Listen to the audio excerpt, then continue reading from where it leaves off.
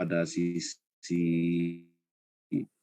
sipilnya Pak Kemal. Jadi di sini memang sengaja saya tidak membuatkan lagi materinya, karena materi itu kita sepakati sudah disampaikan dulu dari sisi arsitektur sama Pak Kemal, dan saya hanya menambahkan pada sisi sipil. Tapi pada waktu-waktu tertentu yang saya anggap kurang, itu materinya akan saya kirim untuk menambahkannya. Tetapi saya anggap sudah memasuki area-area sipil, saya tidak menambahkan lagi materi tersebut, gitu ya. Nah, ini kalau dilihat di sini struktur dan rangka ya yang berkelanjutan ya, ini minggunya tidak ditulis di sini, gitu ya.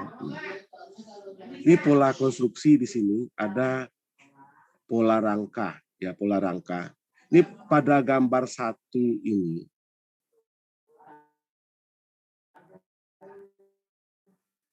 Anda melihat ini kan bentuk rangka kuda-kuda ini. Ya. Bentuk rangka kuda-kuda. Ini ada tanda panah ke bawah nih, ya, titik beratnya ini. Ya. Nah ini, ya kalau dibebani ini seperti ini ya, titik berat. Yang di atas ini, batang miring ini, nah miring di atas ya, bentuknya ini, itu adalah batang tekan. Ya, batang tekan. Sedangkan di bawah ini adalah batang tarik. Seperti yang saya katakan sebelumnya. Bila Anda mendesain batang tarik dan batang tekan itu sangatlah berbeda. Jadi kalau dari segi penggunaan material baja ini, menurut kemampuannya, batang tekan itu jauh lebih besar dibanding batang tarik. Ya. Karena baja itu kuat terhadap tarik dan lemah terhadap tekuk, yang dikenal dengan tekuk Euler. Ya. Nah ini batang tarik ini sangat berbeda. Kalau orang mendesain batang tarik ini, berapa ukurannya batang tarik ini, dia biasanya lebih kecil daripada batang tekan. Tetapi untuk kemudahannya, terkadang orang harus memikirkan batang tarik dulu. Nah, batang tarik dulu desain dapat bentuk profilnya sebesar apa, baru disamakan dengan batang tekan. Begitu ya. Nah, ini kita memang di waktu bulan puasa itu kita tidak maksimal ya, karena kenapa ya, bulan puasa itu kita sudah begadang malam ya, tarawih, kemudian tidur beberapa jam, sudah sahur lagi, pagi jam 7 lagi kadang kita nggak kuat ya bangun gitu. Jam segitu setelah sholat subuh. Namun sekarang kita sudah kembali lagi pada waktu-waktu normal. Harusnya kita sekarang ini lebih maksimal ke depannya, karena tidak ada lagi pada momen-momen bulan puasa gitu ya. Nah, itu. Nah, kemudian kita lihat di sini ada beberapa jenis rangka. Ini rangka jembatan ya. Di sini. Nah, Anda lihat penggunaan rangka. Anda harus pikirkan membuat bentuk-bentuk seperti ini dan dampak-dampaknya terhadap penggunaan. Anda harus paham juga gitu ya. Ini ada profil di sini. Ini IWF namanya. Ini profil H, ini profil C. Kanal ya, kanal tanpa kait. Ini siku, ini profil T. Ya, di sini. Ini adalah rangka, sering dibikin sebagai rangka jembatan gitu ya, yang seperti ini. Nah, bagian mana rangka-rangka ini yang perlu Anda perhatikan ini ya? Dari situ. Kalau rangka ini tertumpu pada dua tumpuan peletakan jembatan, elastomer namanya itu, atau sendirol yang dulunya gitu ya, yang awalnya. Sekarang banyak pakai elastomer sebagai peletakan dari karet gitu. Ini Anda harus tahu nih batang-batang yang berbahaya di sini. Pertama, Anda melihat dulu batang bawahnya ini adalah semuanya batang tarik. Dan batang atas ini batang tekan. Kemudian tekan itu disalurkan, dibantu oleh diagonal, batang diagonal. Ya. Nah, jadi dengan adanya gaya berat ini, ya, Anda perhatikan barisan batang bawah dan barisan batang. Itu diameternya pasti berubah. Profil pasti berbeda. Kalau batang tekan itu profil jauh lebih besar. Nah, ini dalam mendesain ini kita harus tahu juga ya dampak-dampak. Kemudian pada gambar 2, ini Anda melihat bentuk sebuah kuda-kuda. Ini 2 buah kuda-kuda sederhana yang digabung menjadi 2. Tujuannya apa? Ini biasanya dibikin untuk bentangan-bentangan yang lebih besar. Ya.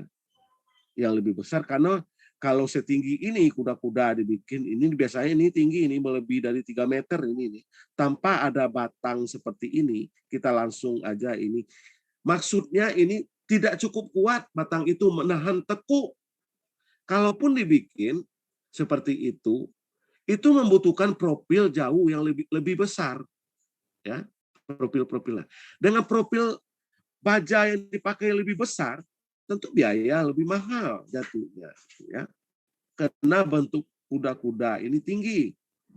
Sedangkan baja itu sendiri tidaklah cukup kuat terhadap tekuk. Jadi untuk mengatasi itunya, keadaannya demikian, dibuatlah 2 buah kuda-kuda sederhana yang digabung seperti ini. Ya, karena ini banyak ini membantu di sini sehingga kita bisa menggunakan profil yang lebih kecil daripada biasanya. Ya tentu saja biayanya lebih lebih murah gitu ya. Ini dilihat di sini adalah titik-titik berat profil. Ya, titik berat profil di sini ya digambarkan ini. Nah, biasanya batang itu memikul beban yang sentris dengan batangnya, sejajar dengan titik beratnya batang itu. Kalau kita lihat batang siku ini dibanding dengan batang IWF ataupun H profilnya ini jauh lebih rawan tekuk dibanding 2 profil ini. Kenapa? Karena gaya yang bekerja tidak sentris dengan titik berat foto nampang profilnya. Jadi hati-hati juga memilih. Karena tidak sentral.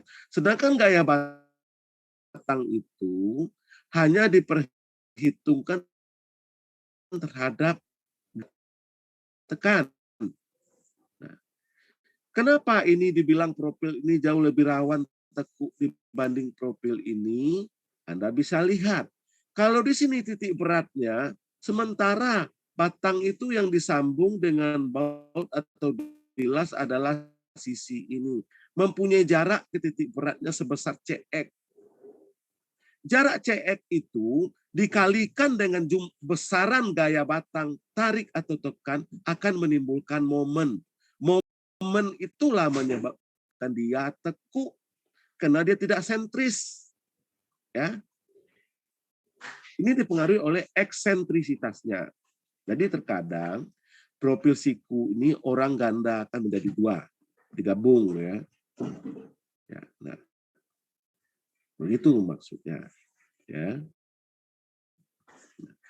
Dan profil kanal ini jarang digunakan orang untuk rangka batang ini ya. Ini banyakan buat gordeng orang bikin. Gordeng kuda-kuda ini banyak di profil kanal. Kalau ini biasanya dibikin orang sentris ini untuk kolom. Kolom itu jauh lebih kuat dengan model profil H ini nih dengan plan yang tebal. Ini profil I ini mengatasi lentur ke bawah secara gravitasi. Ini lebih banyak dibikin orang pada profil balok yang bawah. Karena dengan inersia yang tinggi, ini inersia lebih tinggi dibanding ini ya, profil ini ya. Karena inersia itu rumus perkaliannya adalah 1/12B kali H pangkat 3. H itu adalah tinggi. Kalau makin tinggi batang di pangkat 3, Anda pikirkan berapa besar pengaliannya itu. Dan inersia itu adalah momen kelembaman. Momen kelembaman itu maksudnya kemampuan profil itu sendiri mempertahankan diri dari gaya luar yang menyebabkan dia melendut. Anda bisa praktekkan sebuah balok. Kalau balok ini didiriin tinggi seperti ini, dia jauh lebih kuat daripada dia ditidurkan, ya. Maksudnya tidurkan itu diputar di sini ya 140 derajat ya. Dia akan ditidurkan. Dia jauh lebih kuat, lebih ditaruh seperti ini pada ditidurkan. Kenapa? Berdasarkan momen kelembaman yang terjadi pada profil itu. Seperti yang saya bilang tadi, kalau dia plannya ini sekarang ini misalnya 30 cm dan tingginya ini bisa 50 cm, ya. Berarti kalau dia ditidurkan, ya, berarti perkaliannya itu 1/12 B kali H pangkat 3, di mana B-nya 30, H-nya cuma B-nya 50, H-nya 30 pangkat 3. Mana yang lebih besar dengan B 30 kali H 50 pangkat 3? Tentu membesarkan hitungan inersia yang lebih besar didirikan. Nah, banyak yang Anda lihat pada kenyataan sehari-hari, pada sebuah balok apabila ditidurkan dia dianggap cepat, tidak kuat untuk diinjak kalau dibandingkan sebuah injakan gitu loh ya, dibandingkan dia didirikan. Ya, itulah penyebabnya. Karena momen kelembaman dia yang timbul itu jauh lebih besar didirikan dia daripada ditidurkan. Karena rumus momen kelembamannya itu adalah 1/12 B kali H pangkat 3. Yang B itu adalah lebarnya dia sendiri berdiri, yang H itu adalah tinggi dari profil itu. Ya. Nah, jadi itu dasarnya perhitungan dari sisi sipilnya. Jadi kalau Anda menggambar itu hati-hati juga menaruhnya seperti apa gitu yang lebih kuat. Karena mungkin di arsitektur tidak diajarkan dari sisi hitungan matematikanya gitu loh ya. Jadi saya menambahkan itu. Begitu juga dengan profil kanal ini. Ini untuk kordeng orang berani mendesain tunggal. Iya, ini untuk gordeng. Tetapi untuk profil yang eksentrisitasnya dia rawan terhadap tekuk. Banyak orang membuat profil tipe ini kalau dia menahan tekuk dijadikan sebuah kolom misalnya itu, dia akan menggabungkan dua profil kanal digabungkan, profil susun namanya. Begitu juga dengan siku. Anda lihat titik beratnya ini di luar dari penampang profilnya, ya, di luar dari penampangnya titik berat. Ini juga ini masih di dalam penampang. Kalau dibandingkan profil T dengan profil siku lebih kuatnya T. Ya. Nah, jadi lebih profil T itu nomor 2 lebih kuat dibandingkan profil H ini, ya, atau profil I ini. Ya. Ini tipenya IWF, ini INP, ini tipenya kanal, ini siku, dan ini T profil. Nah, profil itu semuanya sudah ada di pasaran, begitu ya. Jadi hati-hati ya mendesain bentuk-bentuk seperti itu. Setelah Anda tahu apa pengaruhnya bila ditidurkan, apa pengaruhnya bila didirikan, itu kesimpulan yang saya bilang tadi ya, petik ya. Bagaimana kalau kita mendesain ini batang tarik, dan bagian mananya batang tarik itu biasanya, bagian mana juga batang tekan, Anda harus pahami itu dan dengar aja. Biasanya batang tarik adalah batang bawah, dia lebih kuat dibanding batang atas walaupun dengan ukuran profil yang sama. Misalnya kita ambil profil batang bawah dan batang atas itu sama, jangan kita berpatokan mendesainnya itu dulu berdasarkan batang bawah. Patokanlah dengan batang atas untuk baja. Setelah dapat dimensi batang atas, samakan dengan dimensi bawah untuk kemudahan. Padahal seharusnya batang bawah, batang tarik itu lebih kecil ukuran dimensinya dibandingkan batang tekan. Karena kita mendesain itu tergantung dalam 3 hal. Waktu, mutu desainnya, dan biaya desainnya. Ya. Nah, oke. Selanjutnya. Nih, ada batang kuda-kuda, Anda lihat ini. Ada potongan-potongan di sini. Ini adalah sambungan-sambungan baut, Anda lihat di sini. Ya. Nah, di sini. Ini batang tarik ada di sini. Ini batang tekan yang digandakan ya, Anda lihat ini. Ya. Ini batang tekan yang nah, ini batang tekan juga nilainya. Ini juga batang, apalagi ini juga tekan. Batang ini ya. Ini sambungan baut nih kalau di baja ringan dia. Ini sambungan baut di sini. Nah, sambungan menahan geser. Ini adalah tumpuan. Ya. Jadi seperti aliran tadi tanda panah ke bawah ini dia menekan ke tumpuan batang ini. ini akan menarik dia, ya, ke tumpuan. Jadi kalau diberikan tanda panah, ini tanda panahnya ke bawah, ini tanda panahnya ke sini, ke kanan. Ya. Nah, kita menyusun tumpuan ini, ya berapa baut yang dibutuhkan akibat tarik. Karena baut itu akibat batang tarik dan batang tekan itu menimbulkan tegangan geser pada baut. Ya. Kalau dihitung secara matematika ilmu teknik sipilnya, secara mekanikanya, itu semua baut itu ada kekuatannya. Ada mampu kekuatan geser sekian kilonewton, ada yang kurang. Jadi berapa baut harus dipakai, itu sudah dihitung dengan ilmu sipil, tidak asal dipasang aja.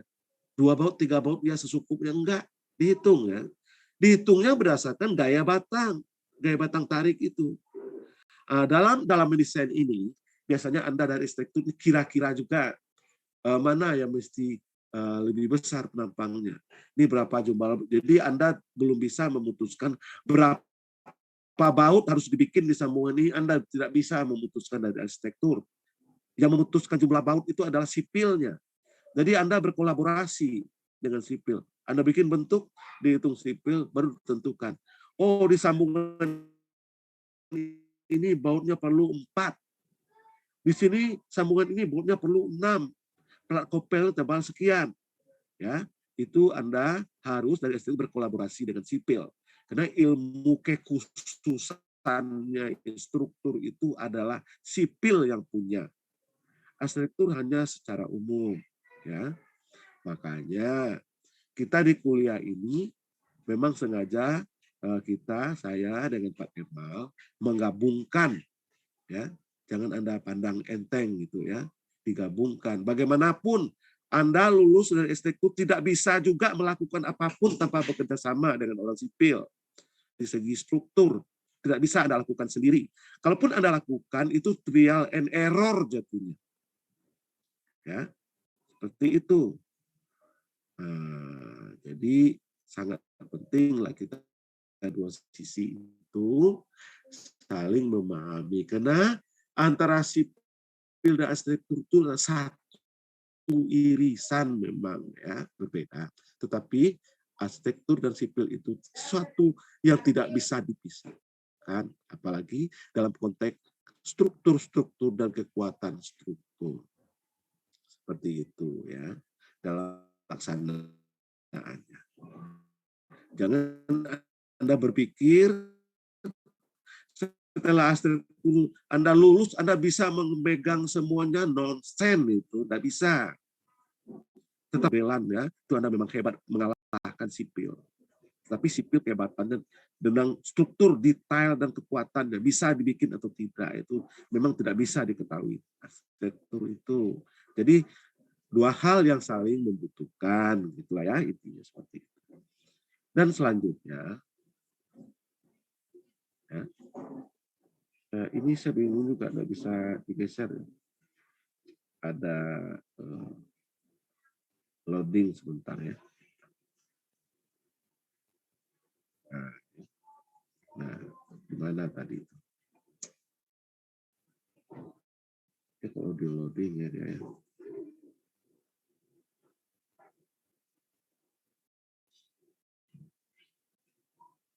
Nah, ini di loading. Saya juga bingung. Kok dia enggak mau digeser ya? Nah, mutar-mutar nih.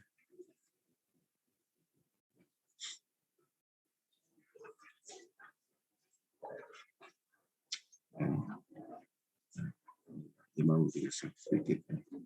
Tapi dia tahu juga kenapa ini. Loading. Ini salah internet barangkali ya.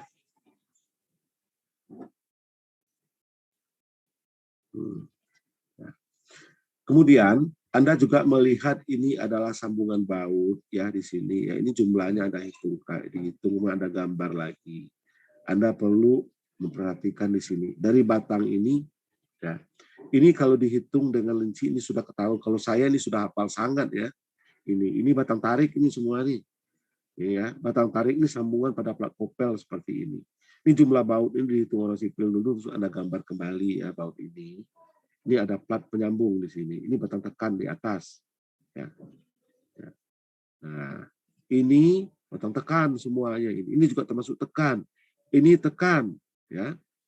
Nah, ini juga menimbulkan tekan. Jadi ini karena tadi kuda-kuda dirancang tinggi, dibangunlah seperti ini ya, biar profilnya tidak terlalu besar digunakan. Ya. Dan ini adalah bentuk sambungannya. Ya. Nah, seperti ini. Ya, ini adalah plat penyambung namanya. Nah, plat penyambung ini di ilmu sipil juga dihitung berapa tebal plat yang cocok ya untuk penyambung ini. Ini banyak pilihan plat di sini. Ya.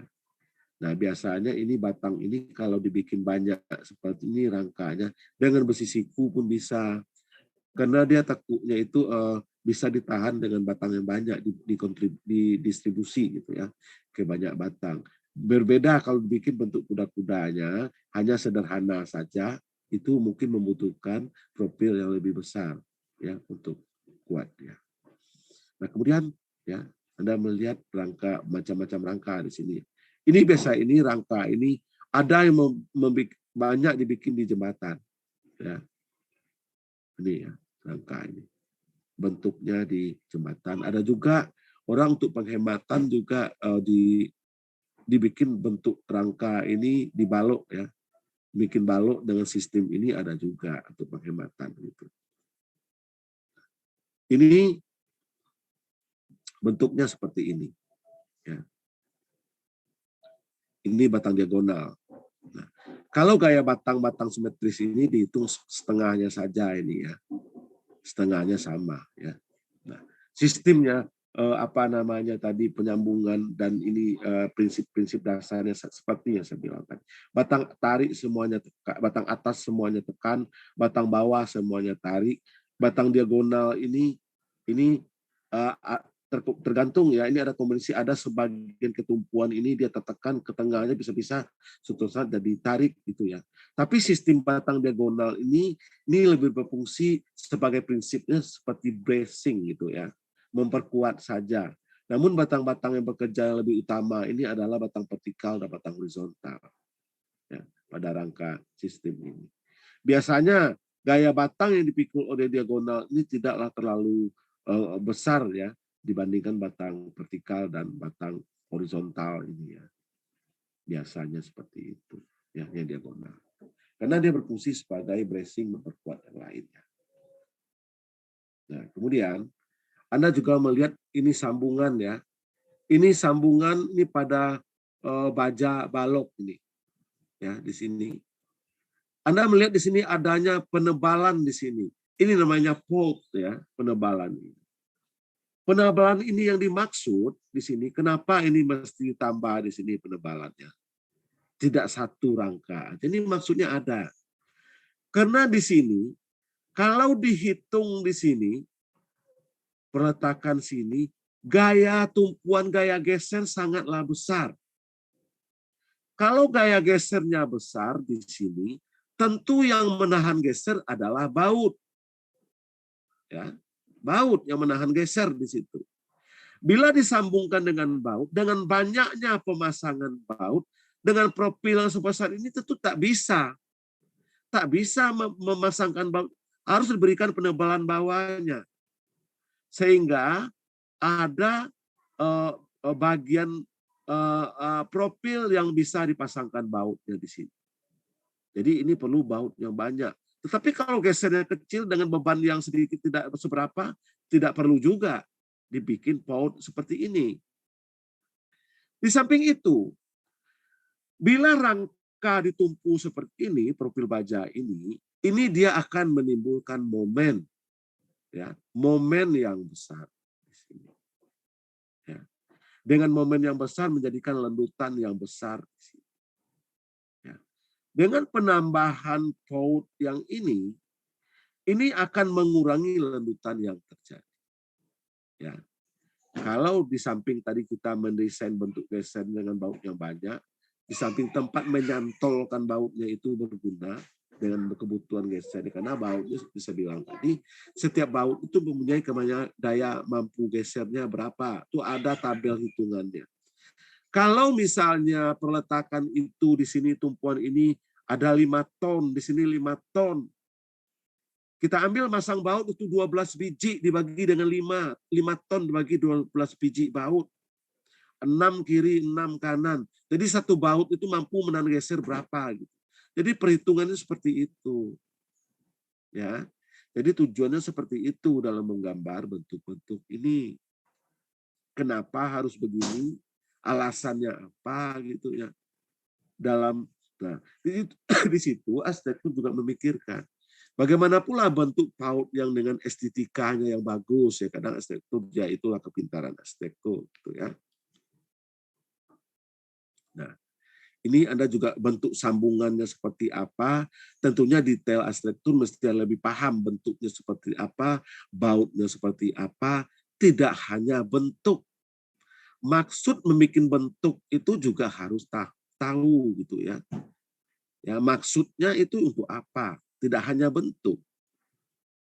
Terkadang bentuk yang diciptakan itu bertolak belakang dengan kemampuan profil yang ada. Harus disesuaikan, dihitungkan dulu. Sehingga setelah memperhitungkan tumpuan berapa besar gaya yang dipikul, timbullah bentuk yang baru atau desain ulang lagi yang sesuai ya. Karena dengan bentuk awal itu tidak sesuai dengan kekuatan yang dilaksanakan. Itu makanya perancangan arsitektur itu dibagi atas 2 bagian. Pradesain dan desain. Pradesain itu sebelum dia dihitung. Yang desain itu setelah dia dihitung. Makanya ada 2 tahap desain arsitektur itu. Ya, jadi Anda harus paham karena Anda kuliah arsitektur itu Anda ruang lingkupnya Anda harus paham. Ya. Tidak hanya bisa menggambar andalan Anda, tapi logika untuk Anda mencoretkan gambar itu harus Anda paham juga. Ini bagaimana kalau saya coretkan seperti ini, kalau saya lukiskan seperti ini, terkuat enggak ya? Nah itu kan Anda belum tahu ya. Jadi inilah diberitahu di kuliah struktur ini. Namun dari segi ini, Pak Kemal tentu saja telah menerangkan kepada Anda, seperti ini loh bentuk sambungannya, seperti ini loh tumpuannya, tetapi juga tidak akan diterangkan kepada Anda. Bagaimana dengan kekuatannya, seberapa besar kemampuan kekuatannya. Nah itulah yang saya sampaikan dari sisi ilmu sipilnya untuk Anda pahami. Ya, oke. Anda saya lihat sudah banyak diberikan tugas-tugas dalam membuat bentuk-bentuk tumpuan, bentuk balok, bentuk kolom, pemilihan profil gitu ya. Tetapi Anda kan tidak tahu seberapa mampu secara peak-nya profil itu menahan beban. Anda kan tidak tahu berapa besar gaya yang dipikul profil itu. Ya, kemungkinan harus bagaimana.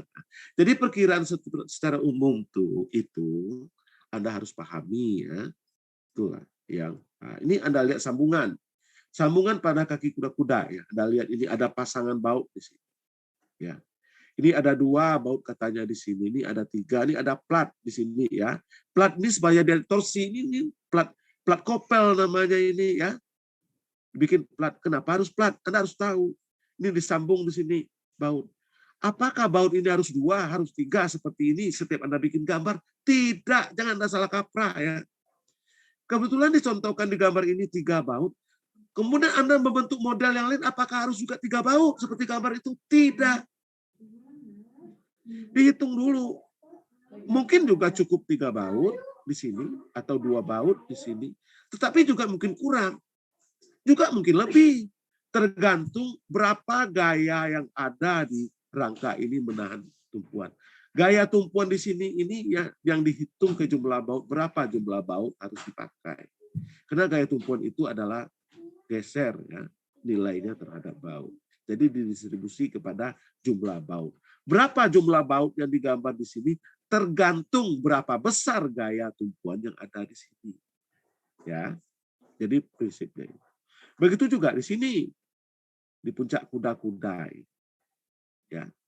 Berapa besar gaya yang ada di puncak kuda-kuda ini? Sebesar itu pula lah baut jumlahnya yang dibikin di sini. Ini ada terjadi sobekan nanti di sini. Ada sobekan Laplace namanya di ilmu sipil. Ya. Ini dipasangkan di sini plat. Ya. Plat untuk penyambung dilaskan plat itu. Ya. Dan tebal plat itu juga dihitung. Seberapa tebal yang cukup agar tidak terjadi sobekan Laplace. Dia ada sobekan Laplace namanya. Mungkinkah platnya itu 1 cm atau 12 mili atau 6 mili, tergantung dari gaya dan menyebabkan kesobekan terhadap plat itu. Begitu juga jumlah baut. Berapa besar tumpuan di sini? Apakah baut di gambar ini cukup 2 saja? Atau 3? Atau 4? Tergantung. Kalau profilnya itu bentangannya panjang, tentu gaya yang timbulkan akan besar. Kalau dipakai atap seng, dibandingin atap genteng tentu lebih berat dan gaya juga lebih besar. Jadi kesimpulannya jumlah baut yang dipasang ini tergantung dari berapa gaya yang dipikul. Jangan Anda menyontoh aja ini 3 dicontoh, Pak saya bikin 3 juga. Itu salah. Yang dicontoh itu secara prinsip adalah seperti itu pasangan bautnya. Tidak menghitung jumlahnya. Jumlahnya menghitung berdasarkan kekuatannya. Ya, Anda camkan itu ya. Tetapi pola-pola di mana posisi baut itu diajarkan kepada memang seperti ini. Oh, seperti itu pasang bautnya. Ya, cuman yang belum peak berapa jumlah baut yang harus dibikin. Apakah 3 seperti itu, 2 seperti itu. Itu dari gambar ini belum peak ya. Itu setelah Anda desain nanti setelah melalui tahapan perhitungan struktur sipilnya ya. Oke. Kemudian berikutnya, di sini ada desain gording di sini ya, gording di sini. Ini pakai gording profil I di sini ya, terlihat di sini. Kenapa dia didirikan seperti ini ya? Tidak ditidurkan dia. Seperti alasan saya tadi, karena kalau profil ini didirikan dia akan membentuk momen inersia kelembabannya lebih besar dibandingkan dia ditidurkan. Kalau momen perlawanan kelembaban inersia lebih besar, dia lebih mampu lagi menahan berat di atasnya. Ya. Kena dari rumus perhitungan. Momen pertahanan dalam itu syaratnya harus lebih besar daripada momen yang timbul akibat beban dari luar. Maka dikatakan profil itu kokoh. Tetapi kalau terjadi sebaliknya, itu profil itu tidak kokoh. Ini akan melendut dia. Ya. Nah, ini juga dilihatkan kepada Anda bagaimana memasang bentuk dari profil itu dari segi platnya. Bagaimana mengangkurkan ke platnya ini, Anda tentulah diajarkan seperti ini bentuknya dari segi arsitektur gitu ya. Ya itu ya. Ini Anda lihat lagi profil ini bolong-bolong ya. Ini profil T yang digabung dilaskan itu dibolong-bolongkan biar lebih efektif, biar bebannya berkurang. Kenapa mesti dibolongkan? Kalau tidak dibolongkan bagaimana? Itu ya. Disambung langsung saja gitu. Kenapa mesti dibikin begitu? Apakah itu suatu model yang bagus? Enggak juga. Saya pikir itu nilai strukturnya menurut saya enggak ada, ya biasa saja. Tetapi orang lebih memikirkan, kalau dibikin profil I tanpa disambung dengan profil T, tentu profil I yang setinggi ini pertama jarang ada di pabrik. Yang kedua, kalaupun dipesan mahal beli. Disambunglah profil T. Kenapa harus dibikin tinggi? Agar menimbulkan inersia yang besar. Kalau inersia yang besar yang timbul dengan rumus seper 12 pH pangkat 3 tadi, ini kemungkinan melentur itu tidak ada, 0. Ya, bisa dihilangkan. Kalau tidak melentur tentu sudah kuat dia ya. Nah, itu dibikin. Kenapa mesti dibolongkan? Ya daripada mubazir ada gunanya ini ya. Untuk mengurangi berat dari profil itu sendiri, ya dibolongkan saja, dipotong-potong saja.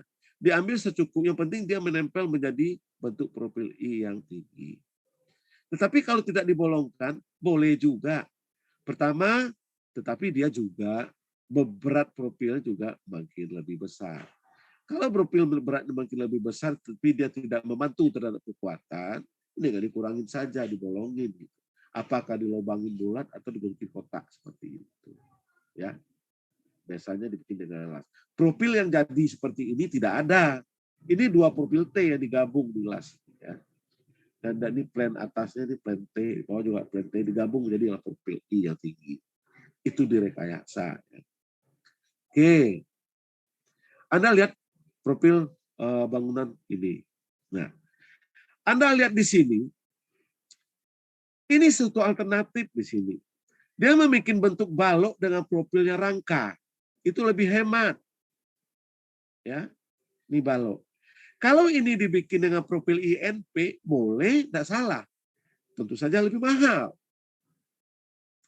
Tapi kalau dibikin dengan sistem rangka, jauh lebih murah. Tapi bentuknya harus dirangkai seperti itu. Ya, nah, Anda lihat. Ini adalah kalau ini dibikin baja, ini adalah bracing ya, ikatan angin dibikin miring-miring segitiga ini.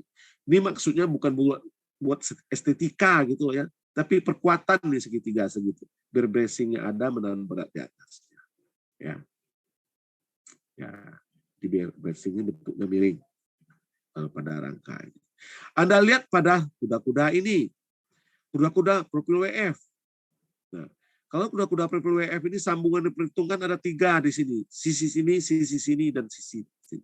Ini wajib ada penebalan. Semakin besar bentangannya, semakin besar pula penebalannya.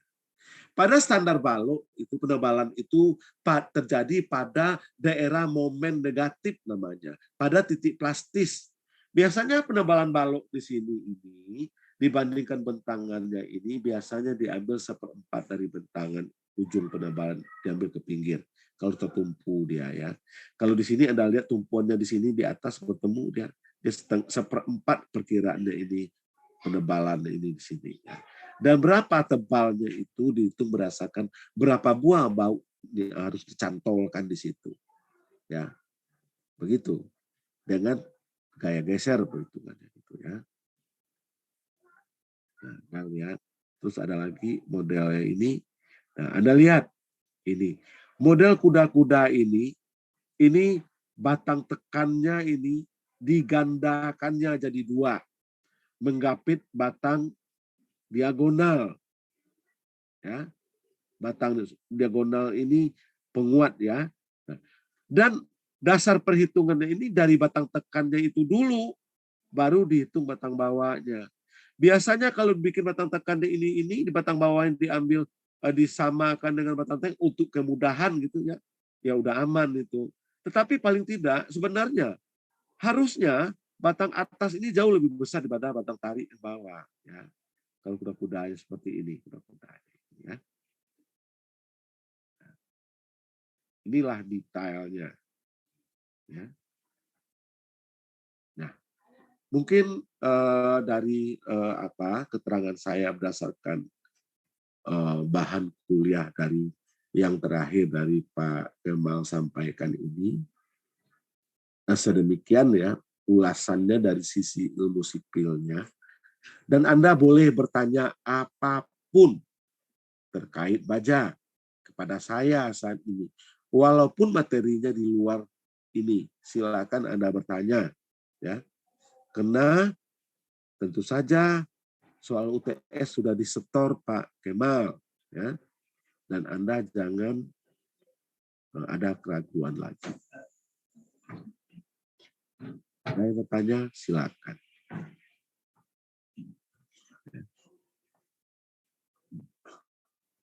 Jadi yang hadir hari ini terlihat 17 orang. Ya. Bisa lihat di sini. Ya. Jadi kalau saya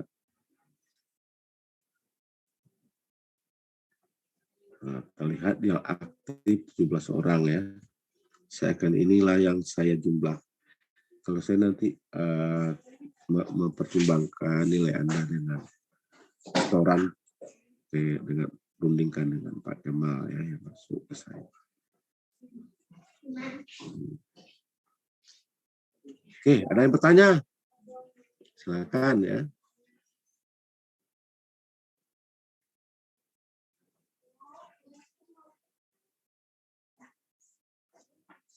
Oke. Kalau sudah tidak ada yang bertanya, mungkin kuliah kita hari ini sampai di sini dulu, ya. Selamat UTS, dan saya ucapkan wassalamualaikum warahmatullahi wabarakatuh. Waalaikumsalam warahmatullahi warahmatullahi wabarakatuh. Silakan ya. Sampai ketemu setelah UTS lagi. Nah, ya. Makasih, Pak. Yuk, sama-sama.